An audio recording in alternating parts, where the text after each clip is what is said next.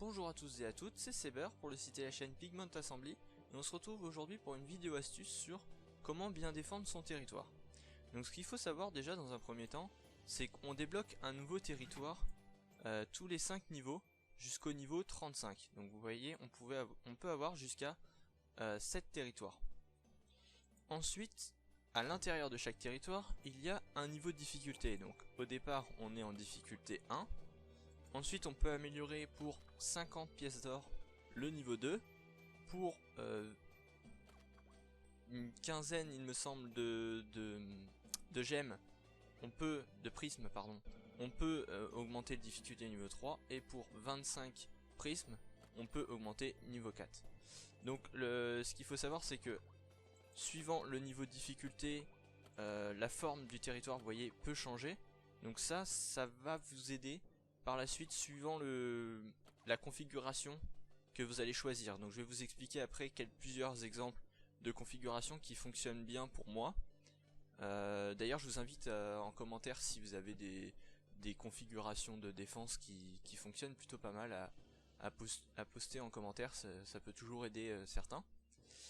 Donc on peut voir déjà ce qui change entre le niveau 1 et le niveau 2. Par exemple pour ce territoire, on voit que ça ne change pas la forme. On pourrait se dire donc que c'est la même chose. Mais ça change quand même quelque chose parce que il va y avoir obligatoirement, plus on augmente le niveau de difficulté du territoire, plus il va y avoir de troupes qui vont arriver pour défendre. Et des plus gros groupes de troupes. Donc ce qui fait que ça va être beaucoup plus difficile à l'ennemi pour prendre les territoires. Sachant que en plus, si vous rajoutez comme moi là par exemple, donc j'ai un territoire de niveau 4, plus la tourelle, plus les hélicoptères, plus quelques troupes supplémentaires, il va être surchargé celui qui va attaquer, et donc il va avoir beaucoup plus de difficultés. Donc moi ce que je recommande, vous pouvez, donc ce que je vais dire, ça impacte pas le niveau de la défense. Ce que je veux dire par là, c'est que tout ce que je vais dire, ça va fonctionner pour les mines par exemple. Quand je vais parler des mines, peu importe le niveau d'amélioration des mines, même si les niveaux 1, ça va fonctionner quand même. Pareil pour les geysers, etc. Donc vous inquiétez pas si vous avez débloqué par exemple juste le premier tank. Moi je vais utiliser dans l'exemple des gros tanks, mais ça va marcher tout autant. Donc déjà, moi ce que je recommande, si vous avez débloqué les tourelles plus les hélipigments, c'est intéressant de les mettre tous les deux sur le même territoire et très proches. Donc je sais pas si vous voyez, mais sur chaque territoire, à chaque fois, je mets sur les cases autour du point de contrôle et non sur le point de contrôle. Parce qu'en fait, ce qui va être intéressant, c'est que donc là, on peut placer tout autour du point à défendre des défenses tout simplement. Et là, la tourelle va être apportée du point de capture et les hélipigments aussi. Ce qui fait que ça va apporter de la difficulté parce que l'ennemi va être obligé d'encaisser les hélipigments qui vont poser des mines par terre, plus esquiver en même temps la tourelle qui elle va tirer des boulets de canon, et donc va falloir esquiver les deux. Et donc en esquivant les boulets de canon, il a beaucoup plus de chances dans le mouvement de se prendre les mines posées par les hélipigments. Et en plus avec les troupes qui arrivent, ça peut le gêner. Donc ça c'est une bonne configuration je trouve. Et il y a ensuite une deuxième configuration qui est très importante et qui je trouve est très efficace. C'est quand vous mettez comme ça des canons.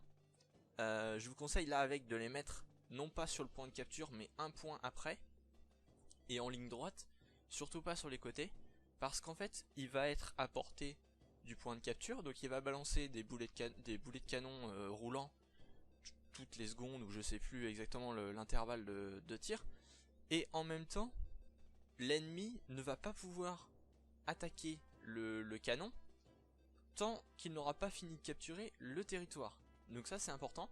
Là vous voyez que j'ai mis en même temps une camionnette plus un tank, donc ça va être assez difficile à défendre.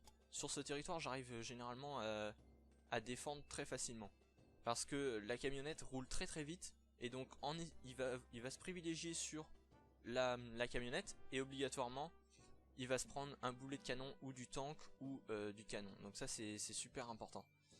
Ensuite, ce qu'on peut avoir comme configuration, donc c'est toujours avec le canon, mais avec en même temps un bunker. Donc les bunkers, vous en avez de plusieurs niveaux. Les bunkers, eux, ce qu'ils vont faire, c'est donc vous placez, vous voyez qu'il y a différents niveaux là de bunkers, et donc vous placez un bunker et il va y avoir des petites troupes de soldats en formation triangle qui vont sortir. Mais ce qui est bien avec ces troupes de soldats, c'est que quand l'ennemi, donc ils vont arriver par intervalle, pareil, je sais pas si c'est toutes les secondes ou je sais pas exactement l'intervalle d'envoi de troupes, mais ça va envoyer des petits groupes de troupes comme ça. Et tant que c'est pas détruit, ça va envoyer des petits groupes de troupes. Donc vous le mettez pareil, non pas sur le point de capture, parce que sinon il le détruira avant de capturer le territoire et ça n'aura pas vraiment d'importance pour lui. Mais à l'extérieur. Et avec un canon toujours qui tire en ligne droite. Donc il va être obligé d'esquiver donc les boulets de canon, mais aussi d'encaisser toutes les troupes qui arrivent. Et ce qu'il faut savoir sur ces troupes, c'est que quand l'ennemi tue les pigments qui arrivent de ces bunkers, il ne fait pas monter sa jauge de réserve. Donc c'est super important. Comme ça lui fait perdre des pigments et en plus il gagne pas de réserve. Donc c'est super efficace. D'autant plus qu'il y a une astuce aussi, enfin il y a quelque chose qu'il faut savoir sur le canon, c'est que comme le canon, donc là faut surtout le mettre en ligne droite, parce que le canon va tirer au milieu de la zone de capture. Et au milieu de la zone de capture, qu'est-ce qu'on utilise? La Gatling. Et la Gatling, elle va se faire tuer en 2 boulets de canon. Et ça, vous n'aurez pas le choix parce que quand vous serez en train de capturer le point, la Gatling va forcément se placer au milieu et vous ne pourrez pas la bouger. Et ça, la Gatling est inutilisable sur des territoires où il y a des canons en ligne droite comme ça. Donc c'est aussi une astuce pour l'attaque. Si vous voyez qu'il y a des canons comme ça en ligne droite, c'est pas la peine d'utiliser votre Gatling. Elle va forcément se faire détruire, donc c'est inutile. Sauf si elle est par exemple au dernier point, par exemple ici. Vous pouvez tenter le coup pour capturer le premier point, ça peut vous aider un peu. Donc voilà. Donc moi ce que je privilégie principalement, donc c'est les tourelles. Donc j'améliore les tourelles à fond et les tanks à fond. Donc je vous recommande de ne pas améliorer les plaques. Pour moi les plaques c'est vraiment inutile. J'en avais déjà parlé sur comment augmenter ses chances de victoire.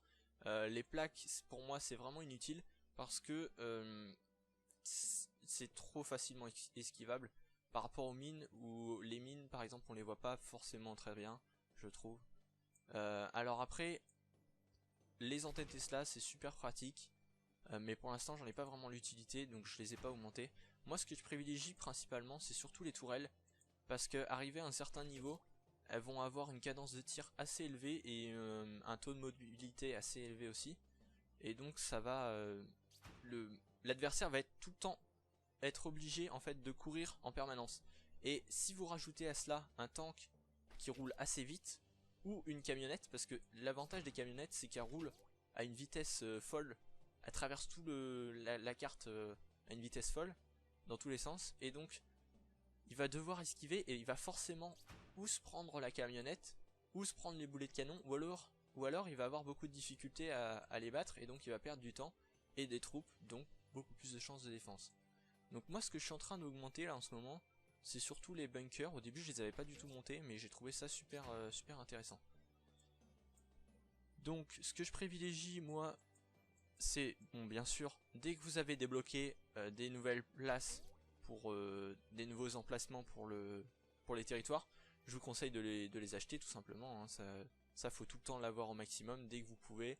Faut absolument économiser. Donc là par exemple moi je sais qu'au niveau 30 il va me falloir 160. Donc là c'est pareil, tous les 2 niveaux vous débloquez 5 points de défense supplémentaires. Donc c'est super important, parce que ça vous permet de combiner plus de défense ensemble. Et donc à partir d'un certain niveau on va plus gagner de place, donc le maximum qu'on peut obtenir c'est 175, mais on va obtenir des pourcentages de points. En fait par exemple là on a moins 10% sur le poids défensif des artilleries, il réduit de 10%. Donc en fait ce qui va se passer c'est que quand vous allez devoir placer un tank, là par exemple un gros tank comme ça, alors je vais vous dire combien ça pèse. un gros tank, voilà, mes plus gros tanks que j'ai là pour l'instant ils pèsent 80 points. Donc le moins 10% va être très important parce que ça va vous faire perdre obligatoirement 8 points. Donc si je me trompe pas, si mes calculs sont bons. Et donc vous allez pouvoir économiser sur plusieurs défenses comme ça et donc pouvoir en mettre plus au final. Donc c'est super important. Et ensuite, ce qui est sympa aussi que j'ai vu, c'est que vous voyez là, on a des cadenas sur les premiers emplacements. Et en fait ces premiers emplacements vont être très importants. Donc ça avec, quand vous pouvez les débloquer, ça peut être pas mal parce que les premiers emplacements, le joueur va arriver, l'adversaire va arriver avec ses troupes de base quand il apparaît sur le territoire, et donc il va pas avoir encore tué de pigments et il va pas encore avoir appelé de réserve, et donc il aura que ses pigments de base. Et donc si vous mettez toutes vos défenses au début, donc là les améliorations de premier poste, donc elles sont là, hein. Donc voilà, ça débloque les 3 premiers emplacements de défense sur le territoire de difficulté 1, 2, 3 et 4. Donc là moi pour l'instant le territoire de niveau 3 je peux pas encore, c'est niveau 35 et niveau 39 pour les territoires de niveau 4. Mais ce qui va être bien, c'est que vous voyez, il n'a pas encore capturé de territoire qui va déjà tomber sur des troupes qui vont l'attaquer. Donc il n'aura pas encore accumulé de réserves et il n'aura pas eu de soldats supplémentaires. Donc il aura juste les soldats de base pour se défendre. Et ça peut, moi je sais que je suis déjà perdu parce que j'ai été surpris, j'avais pas fait attention. Je suis apparu sur le monde, sur le territoire, j'ai commencé à avancer et là je me suis tapé un tank, une camionnette et je sais plus quoi, et ils m'ont direct tué en fait. Ça surprend et puis en plus ça permet de défendre et d'obtenir des meilleures notes de défense. Parce que ce qu'il faut savoir aussi, c'est que la note que vous obtenez quand vous arrivez à défendre votre territoire, donc là on a quand vous faites attaquer, vous voyez, vous pouvez obtenir des notes de victoire. Et donc on voit ici là où il s'est arrêté, là où il a perdu tous ses soldats. Donc là vous voyez par exemple que il a débuté et il a perdu tous ses soldats dès le début. Il a même pas capturé un seul des 2 territoires. Donc là vous voyez S, donc ça nous permet de gagner plus d'expérience, plus de place et plus de pièces d'or quand vous défendez. Donc c'est super important d'être efficace dans sa défense. Donc là vous voyez par exemple qu'il a perdu en capturant le premier point, il est mort. Et là il a capturé tous les points, etc. Et là il est mort au dernier point par exemple, pour cet exemple là. Et donc si vous tuez dès le début, bah, vous obtenez une note S et donc vous pouvez monter en classement rien qu'en défendant votre territoire et en gagnant un peu de pièces et des points d'expérience. Donc c'est aussi important d'améliorer ces premiers points. Il existe aussi le mode entraînement. Donc ce que vous pouvez voir, c'est le petit logo, le petit icône là qu'il y a en bas de chaque territoire, qui vous permet en fait tout simplement de tester vos défenses. Donc vous allez vous attaquer vous-même, ne vous inquiétez pas, vous perdez pas de points, vous perdez pas d'expérience, c'est juste pour tester vos territoires. Et je trouve que c'est assez sympa, donc ça permet de voir à peu près comment notre territoire se défend et quelles sont les difficultés, et donc d'améliorer par la suite les défenses. Donc vous voyez là vous êtes de la couleur claire. Donc par exemple là moi je suis rouge clair, donc rose, un peu rose. Et donc on voit comment est mon territoire si quelqu'un l'attaquerait en fait. Donc là ça va me permettre de voir un peu les difficultés. Donc vous voyez ce que je vous expliquais au niveau du canon qui lance des boulets en ligne droite, plus le tank, vous voyez. Donc faut esquiver le tank, plus les boulets de canon. Donc c'est assez difficile. Et vous voyez, voilà, vous voyez que même si je vais à gauche, je ne peux pas atteindre le canon et donc je ne peux pas le détruire pour pouvoir limiter ses dégâts. Donc c'est assez difficile parce que vous avez vu qu'il y avait toutes les troupes qui se ramenaient en même temps, plus le tank, plus les boulets de canon, et donc c'est ce qui fait la difficulté en gros du territoire. Donc voilà, moi je vous invite à tester vos défenses, comme ça peut être intéressant et voir ce que vous pouvez améliorer.